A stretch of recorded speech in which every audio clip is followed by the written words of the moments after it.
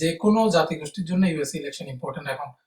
বাংলাদেশে রিসেন্টলি একটা political paradigm shift হয়েছে, আমরা সবাই জানি। কোন আইএমএফ কে বলে, ওয়ার্ল্ড ব্যাংককে বলে, অথবা ইউরোপিয়ান ইউনিয়নকে বলে তোমরা বাংলাদেশে কোনো ঋণ দিবা না, তারা কেউ ঋণ দিবে না। He is a big fan of Narendra Modi. So if Narendra Modi says যে বাংলাদেশে এখন ইলেকশন হওয়া দরকার, এইভাবে হওয়া দরকার, ট্রাম্প বলবে ওকে গো হ্যাড। কিন্তু কামালা হ্যারিস হলে কামালা হ্যারিস কিন্তু মোদীকে জিজ্ঞেস করবে না। তো এই ক্ষেত্রে আরেকটা মাইনরিটি আছে যারা খুব মোটামুটি তাদের ইম্পর্টেন্ট ধরা হয়, সেটা হচ্ছে আরব আমেরিকান। টনি হিন্সলি। সো সে হোয়াইট হাউসে একটা ইভেন্টে ইনভাইট করেছিল সবাইকে ইভি, অ্যাটলিস্ট ইভি নিয়ে কথা বলার জন্য। সেখানে Ford CEO, GM CEO, other suppliers like major suppliers also there, ওদের ইনভাইট করছিল। টেসলাকে ইনভাইট করে না এবং টেসলার নাম একবারও মেনশন করে না। এবং ইলন মাস্ক এটা নিয়ে কমপ্লেন করছে একটা পডকাস্টে। আশা করি সবাই ভালো আছেন।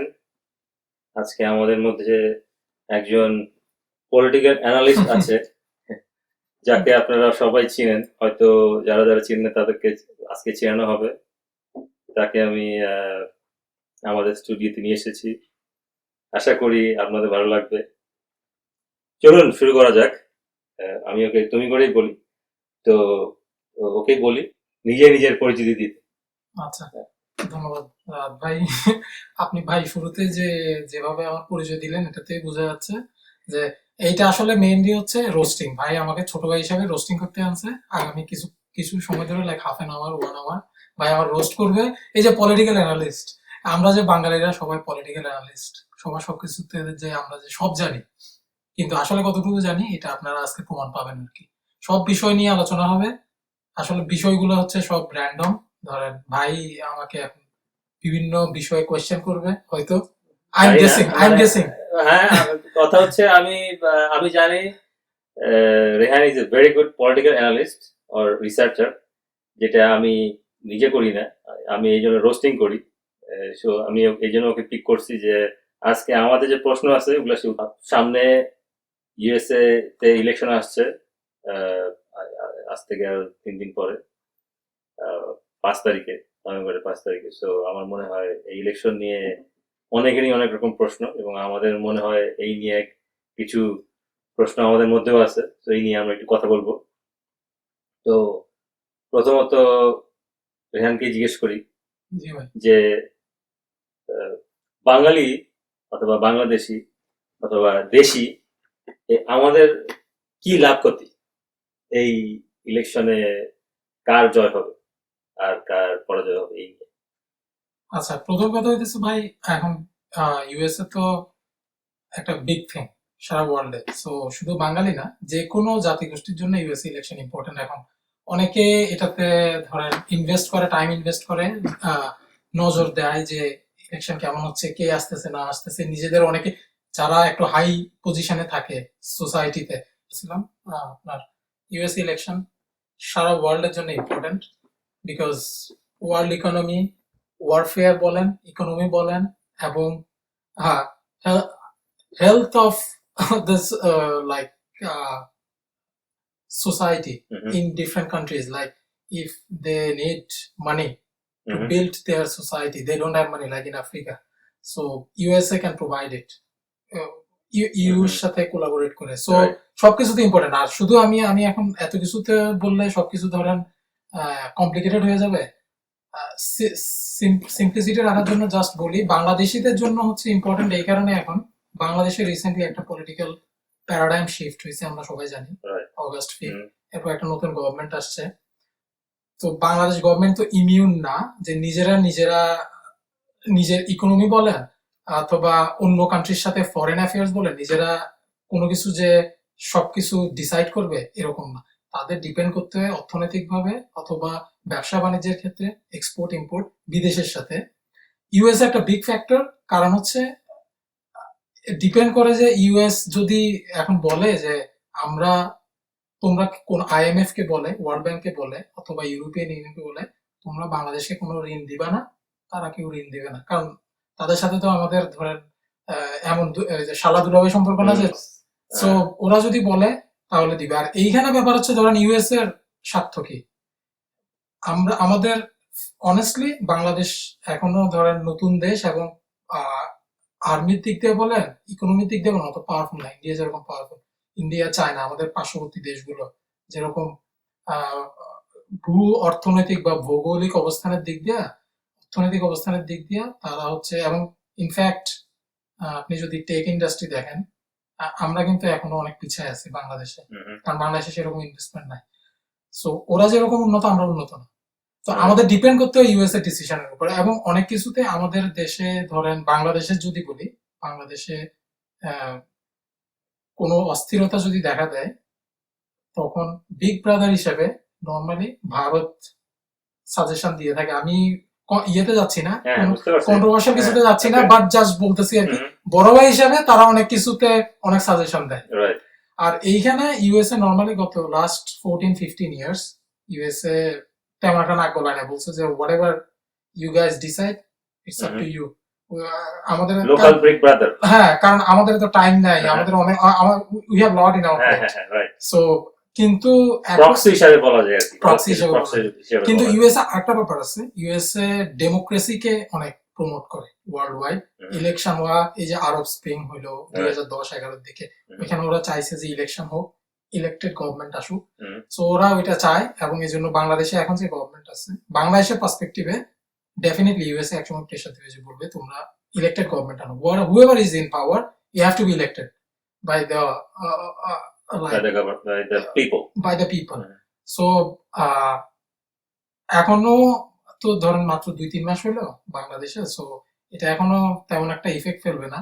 বাট আরেকটা ব্যাপার হচ্ছে, ধরেন দুই পার্টি কি এই ক্ষেত্রে তাদের একই মত যে বাংলাদেশে ইলেকশন হবে, ডেমোক্রেসি থাকবে? এইটা নিয়ে বিভিন্ন মত আছে। ধরেন যে দুইজন আছে, কামালা হ্যারিস এখন যে ইলেকশন করতেছে, এবং ডোনাল্ড ট্রাম্প, তাদের পলিসি কিন্তু সেম না, international policy. So mostly Donald Trump likes Narendra Modi, he is a big fan of Narendra Modi. So if Narendra Modi says যে বাংলাদেশে এখন ইলেকশন হওয়া দরকার, এইভাবে হওয়া দরকার, ট্রাম্প বলবে okay, go ahead. That's in like regarding Bangladesh. কিন্তু কামালা হ্যারিস হলে, কামালা হ্যারিস কিন্তু মোদিকে জিজ্ঞেস করবে না যে বাংলাদেশে কিভাবে ওদের ওইখানে ইলেকশন কিভাবে হওয়া উচিত।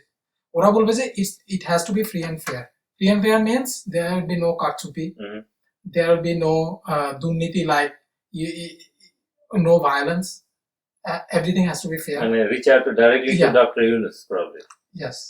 So, আর যদি আমি বাঙালিদের কথায় আসি, আমেরিকাতে আমরা তো খুবই মাইনরিটি, এটা মানে in fact compare to other minorities like Asian Americans, Indian, Pakistani, or like Pacific Islanders like Philippines or Vietnamese, we are the minorities among the minorities.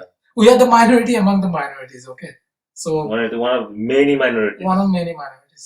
So এইখানে আমাদের এফেক্ট হচ্ছে তেমন একটা ইলেকট্রাল, ইউএসএ তো ইলেকট্রাল কলেজ ইলেকশন হয়, and not only that, not I mean popular vote তেমন একটা important না, presidential election electoral college important. So এখন যদি বাঙালি কোন একটা স্টেটে যদি প্রিডমিনেন্ট মাইনরিটি হইতে, ধরেন 10%, 50% অফ দ্য পপুলেশন, তাহলে একটা বিগ থিং। তাহলে বাঙালির কাছে এসে ধরেন রিচ আউট করতে সব পলিটিক্যাল লিডার। কিন্তু আমরা ধরেন 0.5%, 1%, or maximum, let's say you are among 1% of the population. So, and very scattered. Very scattered. হ্যাঁ, কিন্তু পপুলেশন রাইজ হচ্ছে ধরেন হয়তো সিগনিফিকেন্ট হবে in 20-30 years, but right now not that important. So কিন্তু আমাদের মোস্টলি যেটা হয় ডেমোক্রেটিক সাপোর্ট বেশি বাঙালি কমিউনিটিতে। তারপরে যেহেতু আমরা প্রোঅ্যাক্টিভ না, এই জন্য আমরা অলমোস্ট ইনভিজিবল, রাইট। প্রোঅ্যাক্টিভ না, আসলে প্রোঅ্যাক্টিভ হওয়া উচিত, মাইনরিটি হিসাব না করে উচিত যে নিজে আসলে লিডার হিসাবে কেউ যদি পলিটিক্স করতে চায় বা লিডার হতে চায়, নিজেই ধরেন একটা নিজের পজিশন ক্রিয়েট করলো এরকম, তখন শুধু বাঙালি সাপোর্ট না, আমরা তো কেউ এখানে স্টেট ওয়াইড বলেন অথবা লোকাল ইলেকশন বলেন নিজের, unless there is a small cluster of areas where like 80% people live in there, like 80% of Bangladeshi people live in there, then you can only do Bangladeshi politics. But in US আপনাকে তো ধরেন Horizon একটু বড় করতে হবে আর কি, reach out করতে হবে সবাইকে, যারা সোসাইটিতে অন্যান্য যারা এথনিসিটির লোক আছে, অন্যান্য ইভেন এইখানকার যারা স্থানীয় যাদের আমরা ধরি, তাদেরও রিচ আউট করতে হবে এবং আমাদের যে সমস্যাগুলা এগুলো তাদের বলতে হবে যে এগুলো তোমরা এভাবে এভাবে সমাধান করো। আমাদের লেভারেজ থাকতে হবে। আমার মনে হয় ডিমান্ড করার আগে যে জিনিসটা আমাদের দরকার, ক্রিয়েটেড লেভারেজ। এবং আমরা যদি ডিমান্ড করি তাহলে কিন্তু they don't have to do it. হ্যাঁ, ওই ডিমান্ড করার জন্য ধরেন আপনার ওই পজিশন থাকতে হবে আর কি। এখন পজিশন বলতে আমাদের এখানে একটা ছোট এক্সাম্পল দিই, আপনি তো জানেন ভাই, হ্যান্ড্রামা বাংলাদেশ প্রচুর বাংলাদেশি লোকজন আছে। এখন ওইখানে যদি কোনো ইলেকশন হয়, ধরেন কোনো সিগনিফিকেন্ট ইলেকশন হচ্ছে ওই লোকালিটিতে, তখন ডেফিনেটলি বাঙালি ভয়েস, ওরা বাংলাদেশিদের ভয়েস ওরা ইয়ে করতে বাধ্য। কিন্তু ওভারঅল যদি আমি স্টেট ওয়াইজ বলি, মিশিগান ইলেকশন হচ্ছে, তাহলে it's a tiny constituents, so তেমন একটা ফ্যাক্টর না আর কি। তো এই ক্ষেত্রে আরেকটা মাইনরিটি আছে যারা খুব মোটামুটি তাদের ইম্পর্টেন্ট ধরা হয়, সেটা হচ্ছে আরব আমেরিকানস, মিশিগানে, স্পেশালি মিশিগানে। কারণ অ্যাটলিস্ট লাস্ট ইলেকশনে ছিল ওদের 300K ভোটার, 300K, এমন লাস্ট ইলেকশন ডিসাইড হয়েছে ভাই 150K তে। জো বাইডেন 150K ভোট ডিফারেন্সে জিতছে। সো এই আরব আমেরিকান যদি ধরেন ভোটিং ব্লক, ওরা যদি চিন্তা করে আমরা একজনকেই, আমরা সবাই যাকে ভোট দিব একজনকে, এইকেই দিব, তাহলে ধরেন তারা কিন্তু চাইলেই পেন্ডুলাম সুইং হয়ে অন্য আরেক ক্যান্ডিডেটকে জিতাতে পারে। যেটা আমাদের এখন ওই অবস্থা নাই আর কি। But you can tag along Absolutely. with a big group and then influence the party. এবং ওইখানে কিন্তু ওই লেভারেজ কোশ্চেনটা আসে, যেটা আমরা এখনো বুঝতে পারি না এবং আমরা এটা নিয়ে চিন্তা করি না, এবং এই জন্য বললাম we are not proactive. That's true. আর সবার আসলে প্রোঅ্যাক্টিভ হওয়ার দরকারও নেই। আমরা আসলে ইমিগ্রেন্ট হিসাবে তো আমরা তো পুরানো না, ধরেন আমরা তো নতুন। 70s এর পর মোটামুটি বাংলাদেশিদের আসা শুরু হয়েছে, কিন্তু 90s এর পর হচ্ছে মোর ইনফ্লাক্স বাঙালিদের আসা শুরু হয়েছে বেশি। কিন্তু ইন্ডিয়ান বা চাইনিজ, ভিয়েতনামিজ ধরেন তারা অনেক আগ থেকেই আসতেছে, ওই জন্য ওদের সংখ্যাটাও বেশি। সো আমাদের ইনফ্লুয়েন্স আসতেও টাইম লাগবে, আমরা চাইলেই তো আর ইনফ্লুয়েন্স দিতে পারবো না। এর একটা মজার কথা বলি, যেটা আগেও আমরা মজা করে হচ্ছে, আমরা যদি ভিয়েতনামিজের কথা চিন্তা করি, একটা আদার কান্ট্রি, এখানে কিন্তু ভিয়েতনামিজ পপুলেশন আমাদের থেকে অনেক বেশি, কিন্তু ওদের বিভিন্ন স্টেট ওয়াইড ওদেরও কিন্তু অতটুকু ইনফ্লুয়েন্স নাই পলিটিক্সে। আমি জাস্ট বললাম, একটা এক্সাম্পল বললাম। লেটস সে ভিয়েতনামিজ, তারা আমাদের অনেক আগে এই দেশে আসছে। তারপরে লেটস সে শ্রীলঙ্কা, তারপরে ইভেন পাকিস্তান। তো আমার মনে হয় এটা not because time is the matter, but the plan. We are liking a big plan here. Carry on. না, এখানে ভাই ওই আসলে তাও ওদের একটা, ধরেন আমরা ইউএসএ তে বিভিন্ন জায়গা আছে, স্টেট আছে যেখানে একটু, ধরেন California, Hispanic population huge. So ওইখানে হিসপ্যানিক ভোট কেউ ইয়ে করতে পারবে না, ধরেন ডিনাই করতে পারবে না, বা ওদের ব্যাপারটা পলিটিশিয়ানদের দেখতে হয়। কারণ if they decide to go other way, ওই পলিটিশিয়ান, ধরেন ওরা যদি ডেমোক্রেটও হয়, ওরা যদি বলে যে না, I don't like this specific politician, এই জন্য আমি তার অপোজিশনে যে আছে তাকে ভোট দেব। তো ওই এরকম স্টেট ওয়াইজ চিন্তা করলে, হ্যাঁ, এখনো ধরেন অ্যাটলিস্ট সাবকন্টিনেন্ট, আমাদের ইন্ডিয়ান সাবকন্টিনেন্টের কোথাও প্রিডমিনেন্ট ইনফ্লুয়েন্স নাই আসলে। আমরা চাই, জর্জিয়া আটলান্টাতে কিছুটা আছে পাকিস্তানি ইন্ডিয়ান যারা, তারা মোটামুটি একটা ভালো ভোট দেয়। আর জর্জিয়াতে কিন্তু ডিফারেন্স গতবার ছিল মাত্র অ্যারাউন্ড 12,000 ভোটস। সো ওদের একটা ইনফ্লুয়েন্স আছে ওইখানে। আবার আপনার যদি চিন্তা করি new York, it doesn't matter, কারণ নিউ ইয়র্কের ডেমোক্রেট এমনি জিতবে। ওইখানে আমি কতটা অ্যাক্টিভ, অ্যাটলিস্ট প্রেসিডেন্সিয়াল ইলেকশনে California, new York, it doesn't matter. Swing state হিসাব করলে ধরেন আমরা কি মিশিগান, উইসকনসিন, পেনসিলভেনিয়া বা জর্জিয়া, অ্যারিজোনা, নেভাডা, এইসব জায়গাতে মাইনরিটিদের ইনফ্লুয়েন্স কিরকম আছে, ওরা কি সিগনিফিকেন্ট কিছু করতে পারবে কিনা। এই ক্ষেত্রে ধরেন পেনসিলভেনিয়া, মিশিগান দুই দিক দিয়ে এখন ইম্পর্টেন্ট, মানে সিগনিফিকেন্ট একটা ইয়ে আছে, মাইনরিটিদের রোল আছে। আচ্ছা মিশিগানেরটা তো একটু আগে ধরুন আমরা ডিসকাস Right. করলাম, আরব আমেরিকান। হুম। পেনসিলভেনিয়াতে হয়েছে ভাই রিসেন্টলি একটা ঘটনা ঘটছে, ওই পুয়ের্টো রিকানদের নিয়ে একটা ডোনাল্ড ট্রাম্পের একটা সমাবেশ হয়েছিল আচ্ছা। ম্যাডিসন স্কয়ার গার্ডেন হুম। বলে নিউ ইয়র্কে। Right. ওইখানে অনেকটা সারোগেট বক্তা ছিল, কমেডিয়ান ছিল, পলিটিক্যাল তার সারোগেট ছিল, তারা বলতে টনি হিঞ্চক্লিফ টনি হিন্সলি, রাইট। সে বলছে যে floating island of garbage. So sad, very sad. Very sad. যদিও পুয়ের্টোরিকানদের কোনো পুয়ের্টোরিকান ওই টেরিটরিতে কোনো ইউএস ইলেকশনে ভোট নাই, বাট ওতে স্ক্যাটার্ড পপুলেশন, একটা সিগনিফিকেন্ট ভালো অ্যামাউন্টের পপুলেশন আছে আপনার Las Vegas, Philadelphia metro area, তারপরে হচ্ছে আপনার ধরেন এলএ, লস অ্যাঞ্জেলেস, যেহেতু এটা সুইং স্টেট না, এলএ বাদ দিলাম, কিন্তু নেভাডা অ্যান্ড পেনসিলভেনিয়া হচ্ছে সুইং স্টেট। এবং এখানে হচ্ছে ধরেন অ্যারাউন্ড 400,000 to 450,000 লাইকলি ভোটার্স আছে পুয়ের্টো রিকান, যারা ভোট দিতে পারে। যারা ভোট দিতে পারে না, শুধু যারা ভোট দিতে পারে এরকম 600K আছে। আচ্ছা। কিন্তু লাইকলি ভোটার আচ্ছা। এবং রেজিস্টার্ড ভোটার, লাইকলি ভোটার আছে যারা নর্মালি ভোট দিবে, এরকম ধারণা করা হয় around 400K to 450K। If they are more enthusiast, 50K extra will come on to the polls, like to so ওইখানে এখন গত ইলেকশন ডিসাইড হয়েছিল 80,000 ভোটে, ডোনাল্ড ট্রাম্প 80,000 ভোটে আসছিল। কিন্তু এই ইলেকশনে দেখা যাচ্ছে যে সবাই বলতেছে it should be around that, whoever wins, or like 40-50,000 difference either way, Democrat or Republican, very close. এখন যদি পোয়েট্রিকান এর মধ্যে আবার গত লাস্ট 1 or 2 ইয়ার্সে হিসপ্যানিকরা মোটামুটি একটা হিসপ্যানিক পপুলেশনকে ডোনাল্ড ট্রাম্প তার নিজের ইয়ের দিকে টানতে পারছিল, যে ওকে আমাকে ভোট দাও, রিপাবলিকানরা I will solve lot of problem.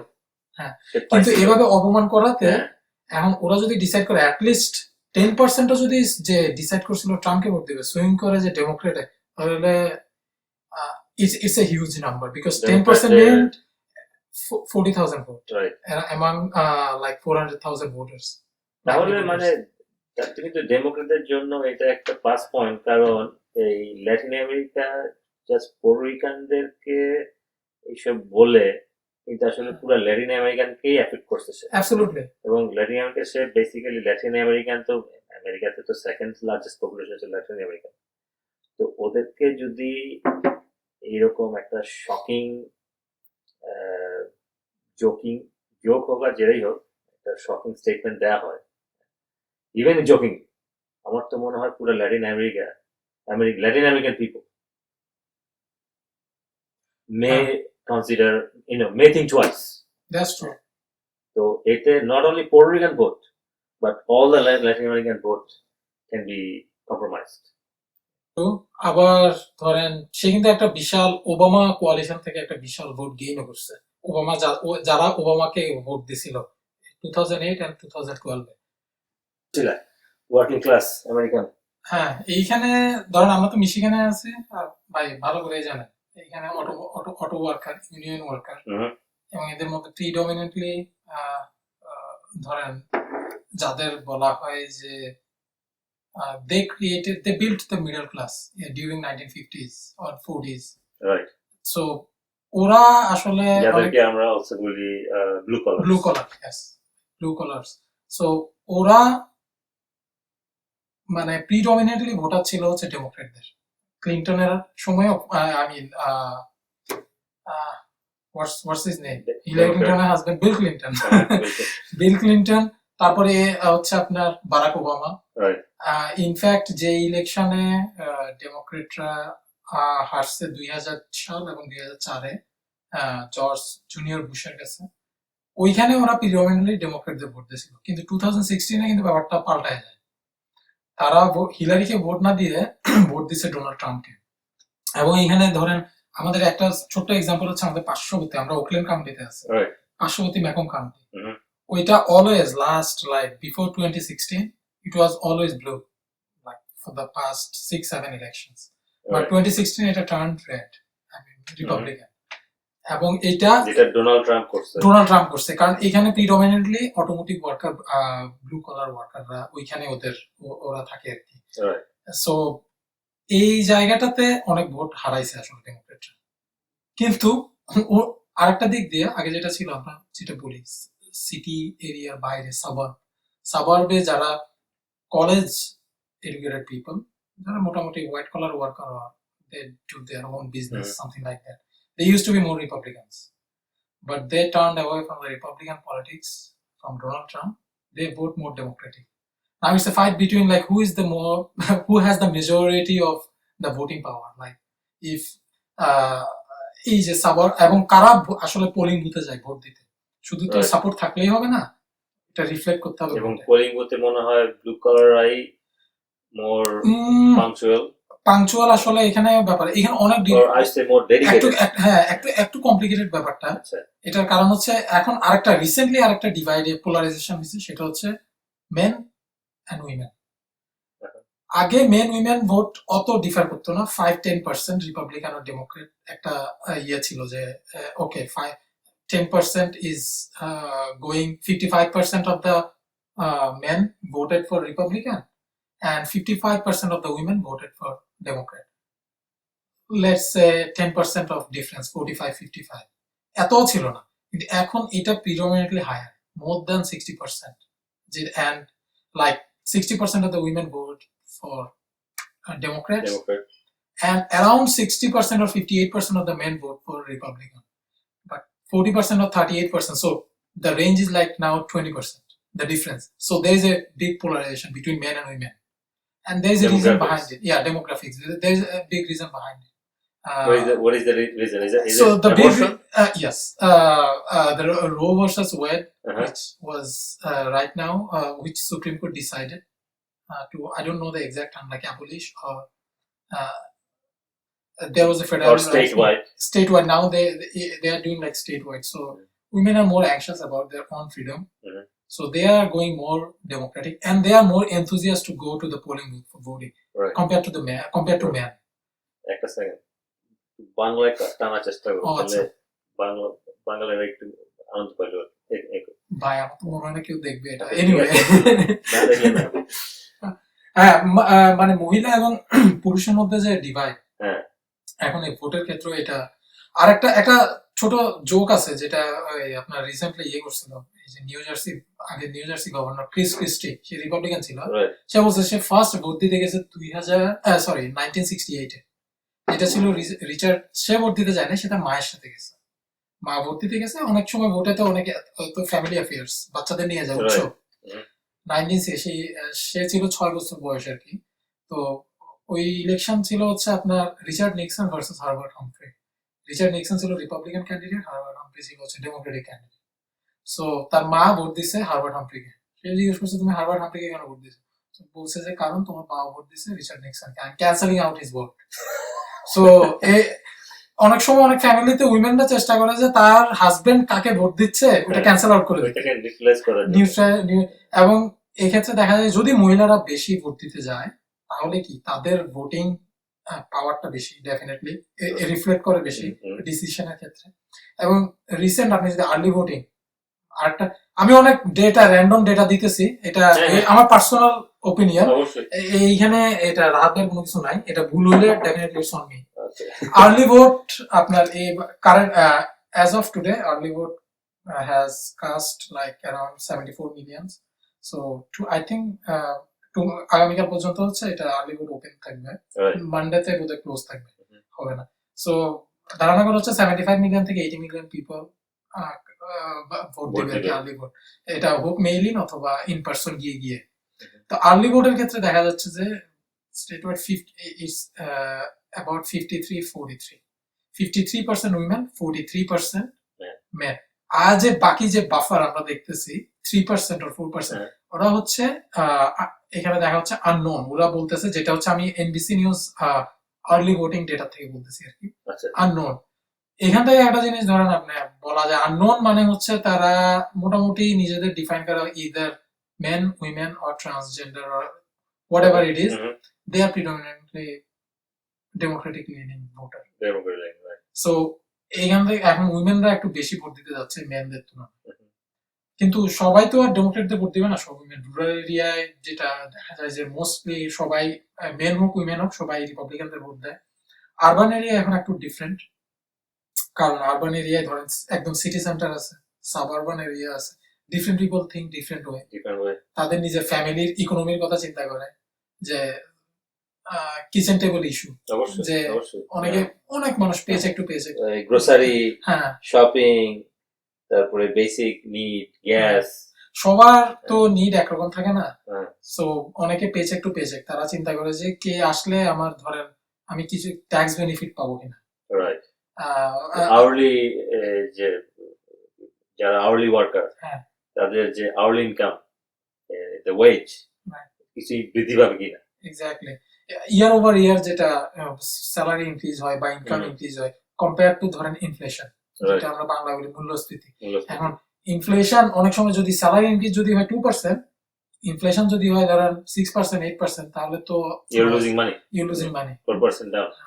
যেটা ঘটছিল 2022-এর দিকে, ইনফ্লেশন মানে একদম 9% চলে গেছিল, কিন্তু এখন এটা আবার ডাউন হয়ে ডেমোক্রেট ইয়েস, এখন সেটা ডাউন হয়ে ওরা they did a good job, down to 3%, but still it's sticky ভাই, এটাকে বলে স্টিকি ইকোনমি। কারণ মানুষের মাথায় থাকে আমরা 3 বছর আগে কত দামে ডিম কিনতাম, দুধ কিনতাম, আর এখন কত দামে কিনি। তো এটা তো মানুষের মাথায় থাকে, আপনি যতই বলেন ইনফ্লেশন রিডিউসড, কিন্তু মানুষের তো মাথায় থাকে না, আমি তো তার আগে 4 বছর আগে আমি ভালো ছিলাম। অনেকেই এটা মনে করে 4 বছর আগে আমি অনেক কম দামে এটা পাইতাম, যে দুধ কিনতে পারতাম, গ্রোসারি কিনতে পারতাম, তারপর হচ্ছে ডিম কিনতে পারতাম বা হোয়াট এভার, অনেক ব্যাপার স্যাপার থাকে আর কি। কিন্তু এখন সোফার এই যে 70 মিলিয়ন ভোট অলরেডি গণনা করা হয়েছে, এর মধ্যে আমরা যেটা দেখতেছি, to summarise, still 50-50, Democrat and Republican 50-50 going against very close yes war, and it's 50-50. so বুঝা যাচ্ছে না এখানে আর্লি ভোটিং এ আসলে ডেমোক্রেটরা বেশি পাবে, কিন্তু ইন পার্সন ভোটিং এ ইলেকশন ডে ভোটিং এ অলওয়েজ রিপাবলিকানরা বেশি পায়, কারণ তারা মোটামুটি তারা লাইক করে ভোটিং, ভোটে গিয়ে ভোট দিতে ইলেকশন ডে। এইখানে ডেমোক্রেটরা একটু বেশি পাবে, 2020-এর মতো হয়তো ওই পরিমাণে বেশি পাবে না, কারণ রিপাবলিকানরা একটা গত 3-4 মাসে তারা রিসেন্টলি তাদের পলিসি চেঞ্জ করছে, তারা আর্লি ভোটার তারা এনকারেজ করতেছিল যে আর্লি ভোট দিতে যাও। সো অনেক রিপাবলিকান অলরেডি ভোট দিছে, কিন্তু এখানে ব্যাপার হচ্ছে তারা কি নিউ ভোটার মানে, নাকি তারা আসলেই ভোট দিত কিন্তু এখন আর্লিতে দিল, তাহলে তো ধরেন তারা তাদের ইয়ে বাড়লো না, রেঞ্জটা বাড়লো না। এখন এইটা দেখতে হবে আর কি। আবার অনেকে আছে ধরেন registered Republican or registered Democrat, but they don't like the candidate, specific candidate, they vote, তারা উল্টা দিকে ভোট দেয়। রেজিস্টার্ড ডেমোক্রেট মিশিগানে অনেক আছে, অটো ওয়ার্কার যারা ইউনিয়ন ওয়ার্কার, তারা এখনো রেজিস্টার্ড ডেমোক্রেট, তাদের রেজিস্ট্রেশন চেঞ্জ করে না, কিন্তু তারা ভোট দেয় ট্রাম্পকে। সো ওই কতজন ডেমোক্রেট ভোট দিছে রেজিস্টার্ড, কতজন ডেমোক্রেট রিপাবলিকান ভোট দিছে, ওইটা দেখে কিন্তু আসলে জাজ করা যায় না কাকে কাকে ভোট দিচ্ছে, কারণ অনেকে আছে রেজিস্টার্ড ডেমোক্রেট বাট ভোট দিচ্ছে রেজিস্টার্ড রিপাবলিকান। তবে আর্লি ভোটিং এর নিউজ কিন্তু ডেমোক্রেটদের জন্য ভালো না, কারণ এখনই যদি তারা 50-50 থাকে, রিপাবলিকানরা always has bigger number in person voting, তাহলে কিন্তু ওই ব্যালেন্স করার যে এজটা ডেমোক্রেটদের এখন নাই।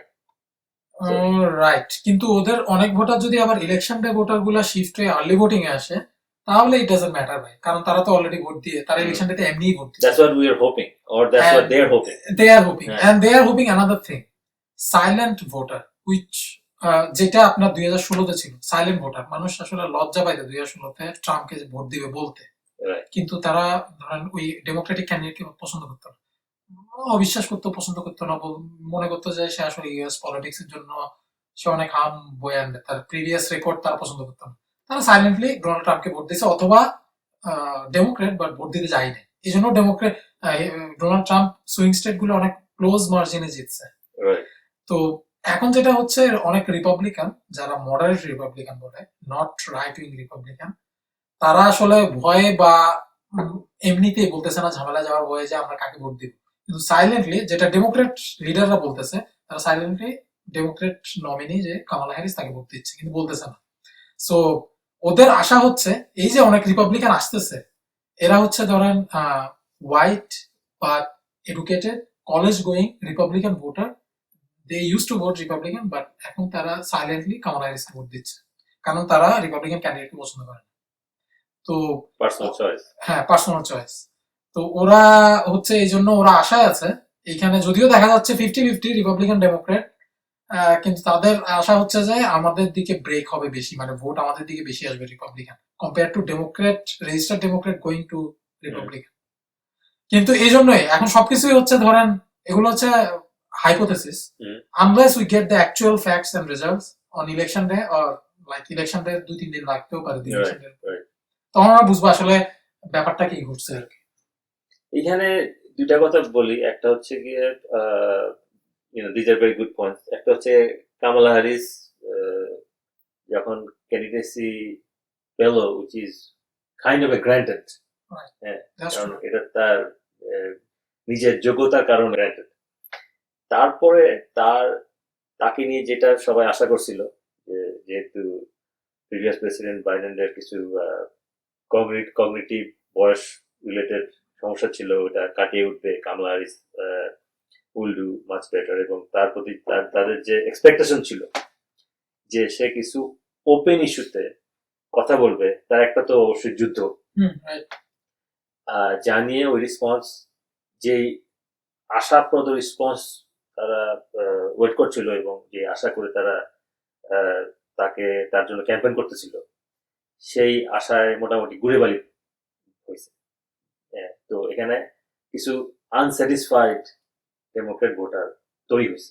আবার ওদিক দিয়ে ট্রাম্পও যেরকম ল্যাটিন আমেরিকানদের ও স্পেশালি পোর্টোরিকানদের যেভাবে অ্যাটাক করছে, যার ফলে অন্যান্য ল্যাটিন আমেরিকানদেরকেও বেসিক্যালি সে অ্যাটাক করছে।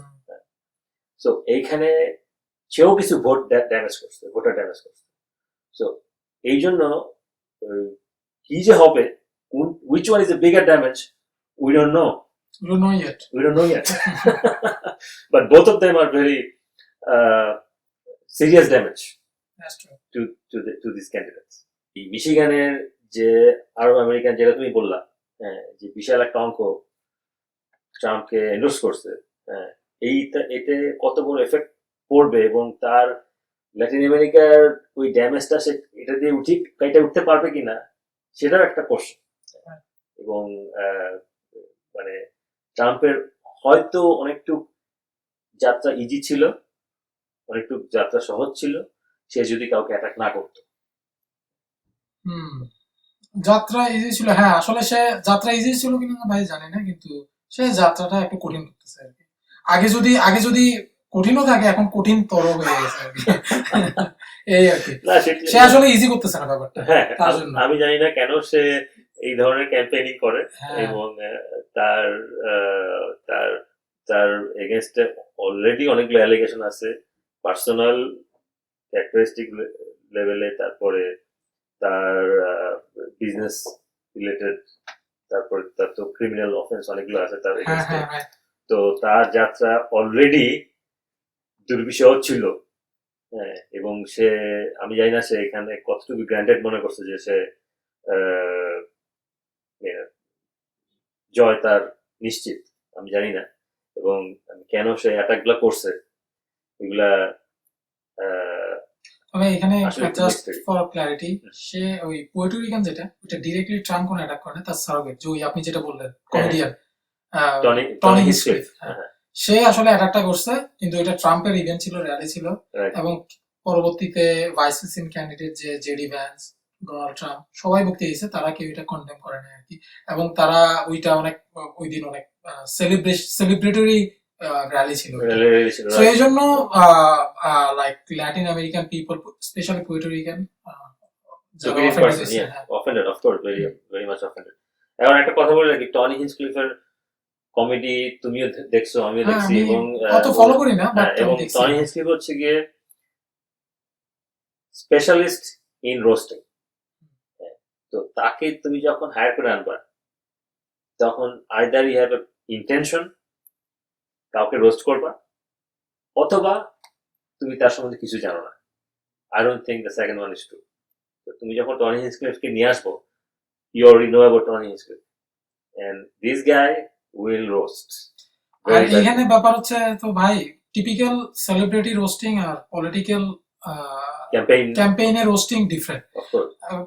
পলিটিক্যাল ক্যাম্পেইনে রোস্টিং করতে হলে আপনার এইভাবে রেস, জেন্ডার অথবা এগুলো যদি নিয়ে আসে, Sensitive issue. All খুবই these are sensitive sensitive issue, issues. এগুলো আসলে অ্যালাউড না আর কি। Of course. কিন্তু ওই সেলিব্রিটি, কোন একটা সেলিব্রিটি প্রোগ্রাম কাউকে রোস্টিং হচ্ছে, ওইখানে অনেক কিছু মানুষ ওভারলুক করে বা ওইটা হুম। দেখেন।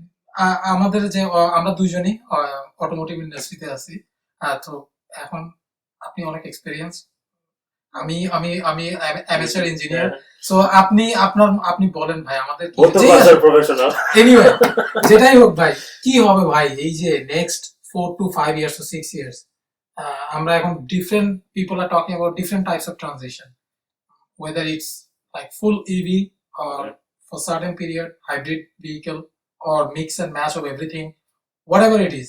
আপনার ওপিনিয়ন কি আসলে কিভাবে যাচ্ছে এবং ইমপ্লিকেশন কি হবে? কামালা হ্যারিস ক্ষমতায় আসলে কি হবে অথবা ডোনাল্ড ট্রাম্প আসলে কি হবে ভাই? মানে ডেমোক্র্যাটদের environmental policies are very strong. They are very conscious of environmental policies. তারা গ্রিন এনার্জি, অল্টারনেটিভ এনার্জি নিয়ে খুব প্রোঅ্যাক্টিভ। আমেরিকান রাজনীতিতে যে জিনিসটা আমরা আগে বুঝতাম না বাঙালি অথবা দেশি হিসাবে, ডেমোক্রেটিক কান্ট্রি ঠিকই আছে, ডেমোক্রেসি ঠিকই প্র্যাকটিস হয়, কিন্তু যারা নেতারা যারা পার্লামেন্টে বসে, এখানে আমাদের প্রত্যেকটা স্টেট থেকে 2 জন করে সিনেটর এবং কয়জন 6 জন কংগ্রেসম্যান ডিপেন্ড করে কত পপুলেশন কি রকম, ওই অনুযায়ী ডিভাইড করে। এনিওয়ে মনে করো 100 জন সিনেটর আর 438 house of house of representative, তো ইনারা or sorry 434 not 434, sorry. that's not a problem.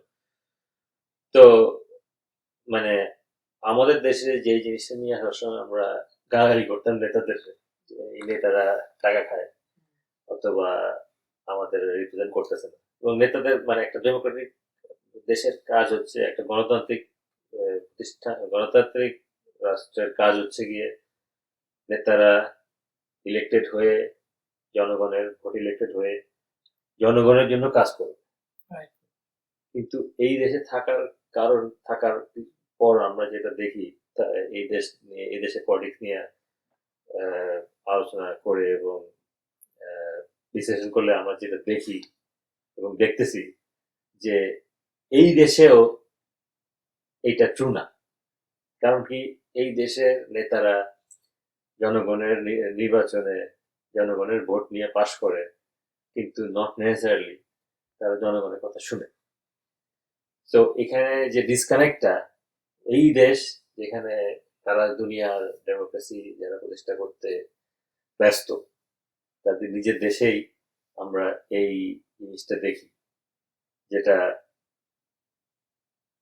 অনেক মানুষ জেনেও কথা বলে না, আর অনেক মানুষ জানেও না। আর মানুষের আসলে সাধারণ এটা স্বাভাবিক, ইটস ন্যাচারাল যে সবাই জানবে না, আর সবাই জানার দরকারও না। সবাই জানা দরকার না। পলিটিক্স এর এইসব নুয়ান্স সবাই জানবে কেন? তাইলে তো আর আপনার পলিটিক্স তো আর না যে ডে টু ডে লাইফ না, মানুষ সবাই সবকিছু জানবে না। কিন্তু কথা হচ্ছে অ্যাটলিস্ট যারা জানে, the main thing is whether they care or not, তারা মানুষের জন্য কেয়ার করে কিনা। এখন যে ধরেন কেউ একজন একটা হাউস অফ রিপ্রেজেন্টেটিভ যদি হয়, তার একটা বাংলা যেটা আমরা বলি আসন, একটা আসনের সংসদ সদস্য, সে যদি তার আসনের মানুষকে নিয়ে কেয়ার না করে, সেটা প্রবলেম। এখন কেয়ারটা ডিফারেন্ট হতে পারে। ধরেন এক্সাম্পল দেই, আমাদের এখানে মিশিগানে আমাদের এই আসন, ধরেন আমি এক্সাক্ট নাম জানি না, এই আসনে যদি কোনো একজন রিপ্রেজেন্টেটিভ হয়, তার ধরেন মানুষকে কেয়ার করার যে অ্যাপ্রোচ, সেটা হালকা ডিফারেন্ট হবে অ্যাটলিস্ট ম্যানহাটন বা নিউ ইয়র্কের যে সংসদ সদস্য তার থেকে। কারণ ওইখানে mainly Wall Street people and there are a lot of people, low income people. Here mostly like you can say lower middle class or middle class or upper class, and these are Midwestern people, and there is a lot of like assembly line, factories, manufacturing jobs, midwestern blue collar, unionized. এদের তো তার যদি স্বার্থ দেখতো, এখন সে তো আর blue কলারদের নিয়ে প্রতিদিন মাথা কামাবে না ওই সংসদ সদস্য। কিন্তু এই সংসদ সদস্য কিন্তু তার দায়িত্ব তার এই কনস্টিটিউয়েন্টসদের নিয়ে, যারা অ্যাটলিস্ট অটো ইন্ডাস্ট্রিতে কাজ করে বা এইখানকার মানুষের যে জীবন জীবিকার মেইন, ওইটা যাতে অলওয়েজ সমুন্নত থাকে। বাংলা যদি বলি সমুন্নত রাখা, যে ডিক্লাইন না হয়, যে জব চলে যাচ্ছে তার কেয়ার করতে হয়, যে জব চায়না পাচার হয়ে, একটা নর্মাল টার্ম আছে যে ম্যানুফ্যাকচারিং জব পাচার হয়ে যাচ্ছে এশিয়াতে, চায়নাতে, ভিয়েতনামে, মালয়েশিয়াতে বা ইন্ডিয়াতে। তার কেয়ার করতে হয় যে আমার মানুষরা জব হারাচ্ছে কিনা। আবার ওইখানে ওদের চিন্তা করতে হয় যে সাধারণ যারা অ্যাটলিস্ট মোর দেন 20-25% পিপল যারা আছে, খুবই অনেক রেস্টুরেন্টে কাজ করে খায় বা তারা সোশ্যাল বেনিফিট গুলো পাচ্ছে কিনা। এই জন্য ওদের বলা হয় নর্মালি একটু মোর প্রগ্রেসিভ, যারা সিটি সেন্টারের হাউস অফ রিপ্রেজেন্টেটিভ, তারা একটু মোর প্রগ্রেসিভ হয় আর কি। তো ওদের থিঙ্কিং একটু different, but at the end of the day মানুষকে নিয়ে চিন্তা করতেছি না, কেয়ার করতেছি না, এটা ইম্পর্টেন্ট। কিন্তু কেয়ারটা ডিফারেন্ট হইতে, সবাই একভাবে করবে না। আমাদের মনে হয় যে আমরা অনেক দূর আগে গেছি। আমরা অনেক দূর আগে গেছি, আজকে 1 ঘন্টা আলাপ করে আমরা অনেক দূর আগে গেছি রাজনীতি। তো যাক, আমরা অনেক কিছু শিখলাম আমাদের রেহানের কাছ থেকে। ভাই আপনার ঠিক আছে, সবাইকে বাই, ভালো থাকবেন।